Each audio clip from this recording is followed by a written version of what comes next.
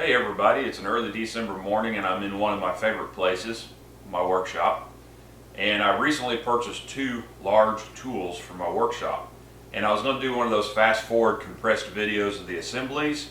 However, I was just too excited when I got them home, so I jumped right in and started putting them together. I didn't set my cameras up.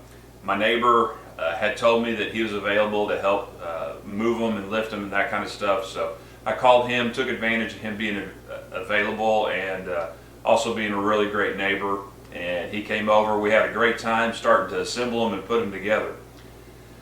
They're large, they take up a lot of space, and because of that, my shop is a total mess right now because I'm having to do some rearranging.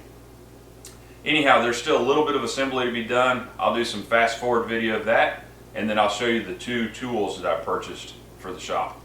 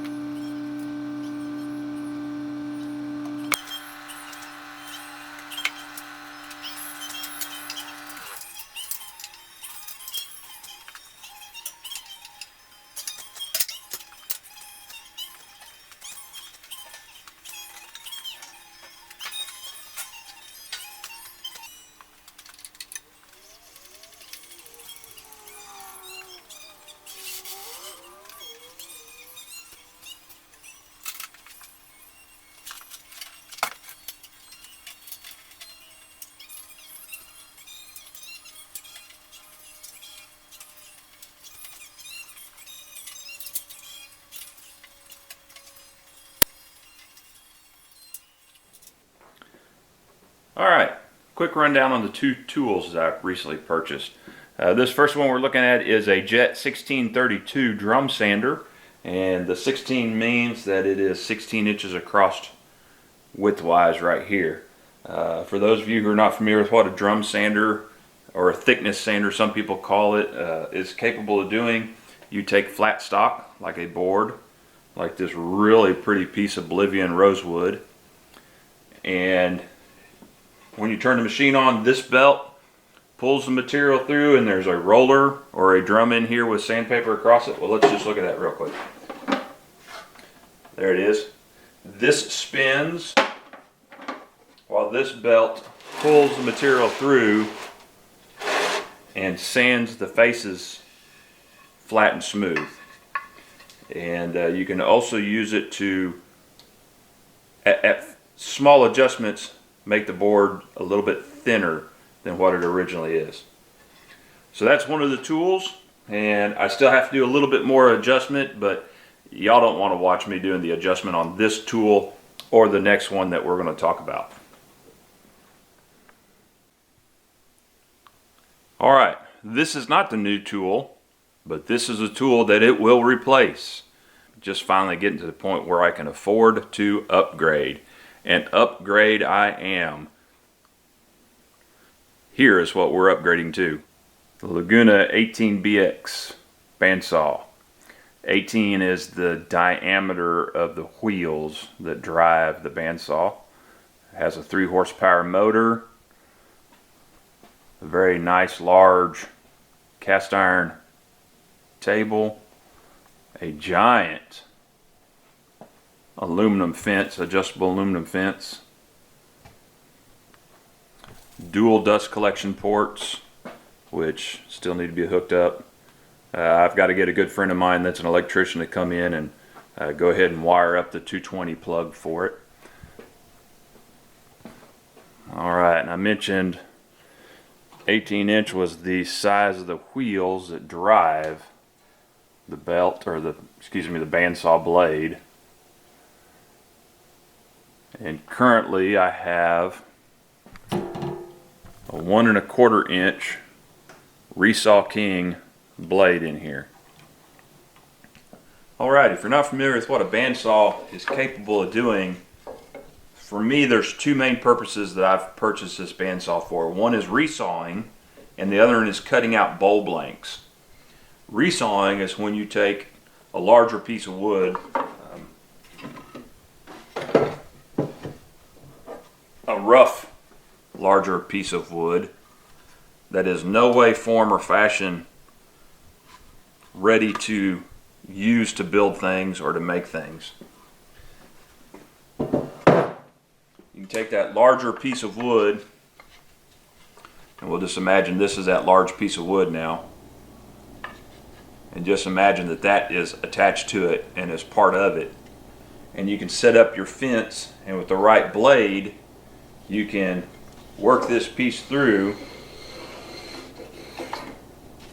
and saw off smaller, thinner pieces.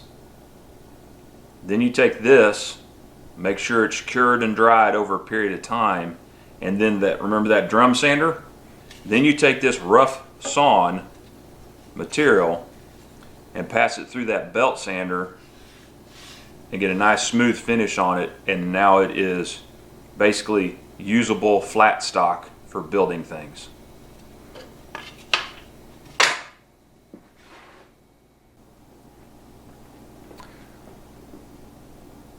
The second main task and job that I'll be doing with this bandsaw is cutting bowl blanks or platter blanks.